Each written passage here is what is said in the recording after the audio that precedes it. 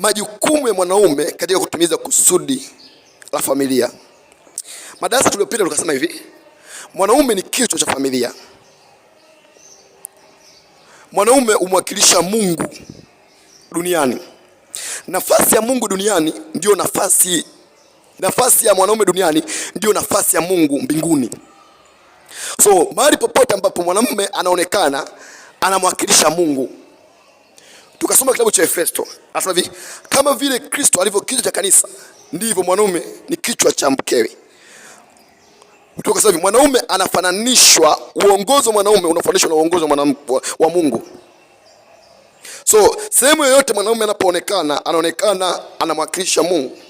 Anamwakilisha Mungu. Wasema hivi, alipokuwa mwanaume akiharibiki kitu. Mwanaume atakakiwa mtoto mvulana, lakini bado nafasi yake ipo mwanaume. Akitembea na wasichana, kikitokea shida wanamfuata nini?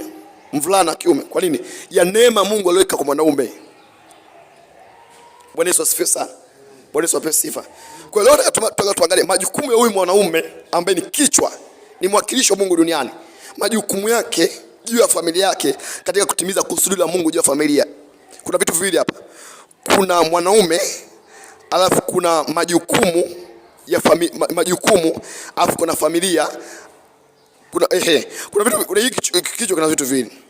Majukumu ya mwanaume katika kutimiza kusudi la Mungu juu ya familia. Kuna vitu vitatu. Kuna majukumu ya mwanaume, kuna kusudi la Mungu, alafu kuna nini? Familia.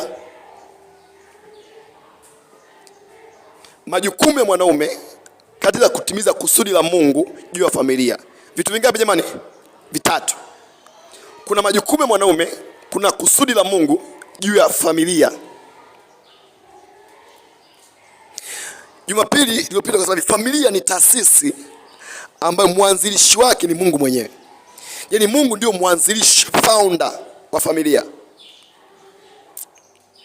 Mungu ndio mfumbuzi wa familia. Mungu ndio chanzo cha familia. Mungu ndio muasisi wa familia. Bwana Yesu asifiwe sana. Bwana Yesu apewe sifa. Kwa tunapozungumzia familia, tunazungumzia ni kusudi la Mungu. Ni mapenzi ya Mungu, ni maono ya Mungu.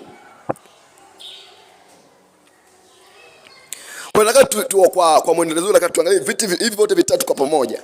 Majukumu ya mwanaume juu ya familia yake ili kutimiza kusudi la Mungu lililo ndani ya familia. Sasa leo natamani tumchambue tena mwanaume kwa neema ya Mungu. Alafu tuchambue familia kidogo. Alafu mbele tunapoendelea tutajua makusudi ya mwanaume ili aweze kutimiza kusudi la familia.